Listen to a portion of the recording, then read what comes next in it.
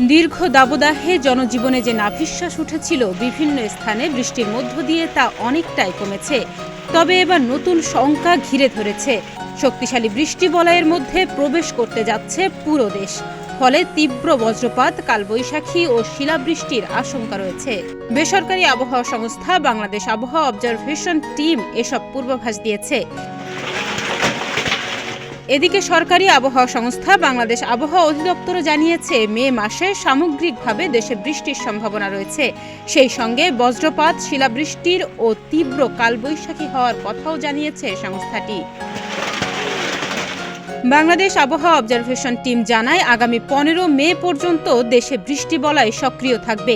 অর্থাৎ 10 দিনের জন্য বৃষ্টির কবলে পড়তে যাচ্ছে পুরো দেশ। এই 10 দিনে ঢাকা, ময়মনসিংহ, চট্টগ্রাম, খুলনা, বরিশাল ও সিলেট বিভাগে বৃষ্টি বলয় বিরাজ করবে। এর মধ্যে সবচেয়ে বেশি সিলেট বিভাগে বৃষ্টি বলয় থাকবে। এছাড়া দেশের রাজশাহী ও রংপুর বিভাগগুলোতে মাঝারি ধরনের বৃষ্টি বলয়ের সম্ভাবনা রয়েছে। বাংলাদেশ আবহাওয়া অবজারভেশন টিমের প্রধান আবহাওয়া গবেষক খালিদ হোসেন জানান, এই বৃষ্টি বলয়ে দেশের অনেক এলাকায় প্রবল কালবৈশাখী ঝড় ও শিলাবৃষ্টির আশঙ্কা রয়েছে। বিশেষ করে বাংলাদেশের পশ্চিমাঞ্চলে শক্তিশালী বলয় কালবৈশাখী ঝড়ের সম্ভাবনা রয়েছে। বৃষ্টি বলয় প্রথম দিকে দেশের পূর্ব অঞ্চলে বেশি সক্রিয় থাকতে পারে এবং পরবর্তী সময়ে দেশের বাকি এলাকায় সক্রিয় হতে পারে।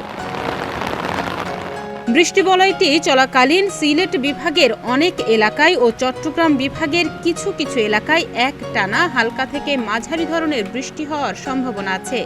এই সময়ে সিলেট বিভাগের নিচু এলাকায় সাময়িক বন্যারও আশঙ্কা রয়েছে।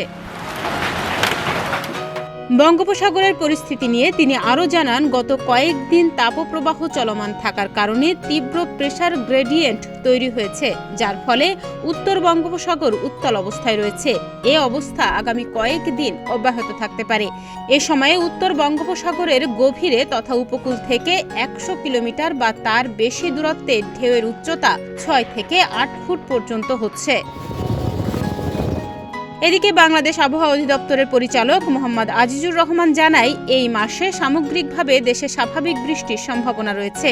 এ মাসে দেশে 3 থেকে 5 দিন বজ্র ও শিলাবৃষ্টি সহ হালকা ধরনের কালবৈশাখী ঝড় এবং 2 থেকে 3 দিন বজ্র ও শিলাবৃষ্টি সহ মাঝারি থেকে তীব্র কালবৈশাখী ঝড় হতে পারে।